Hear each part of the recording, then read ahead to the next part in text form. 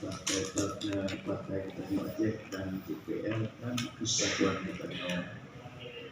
Baulo yang bahagiannya ditanya tadi siat taulang duit karena duitnya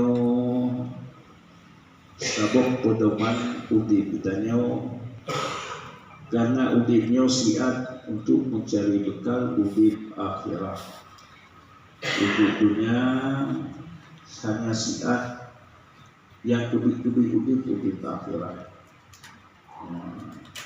Alhamdulillah meneman Allah ditanya cukup lebih nikmat di Allah, tapi setinggi-tinggi nikmat ditanya udip dinangrona ulama Islam, dinangrona dia terbuat peraturan Islam, dinangro yang dia tak bersatu tak pegang bah Islam. Kemudian setinggi-tinggi nikmat iman dan Islam, kemudian dengan dia terpergunakan pedoman udip dengan ilmu Allah. Ilmu yang fardu'ain saya bawa ilmu. Yang pertama ilmu tauhid. Dengan tabuat ilmu tauhid tertulis Allah. Allah menciptakannya dari hanakin. Kuasa tujuan Allah untuk tanya landunya. Wa ma khalaqtul jinna wal insa illa liya'budun. Tujuan Allah untuk tanya landunya untuk menyembah Allah. Dan manusianya makhluk yang cukup terpindah. Allah Ta'ala menyatakan fi'gun musubbah.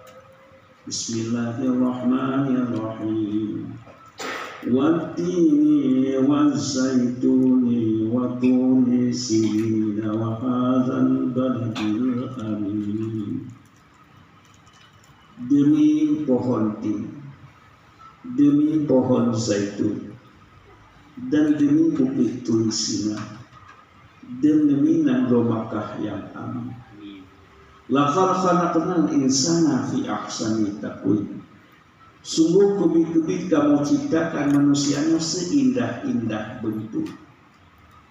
Kemudian dibilang tugas yang cukup mulia. Akibat tugas yang cukup mulia. Tujuan Allah kita untuk menyembah Allah. Jika kita dengan peraturan yang cukup indah, itu peraturan agama dengan peraturan Quran dan hadis.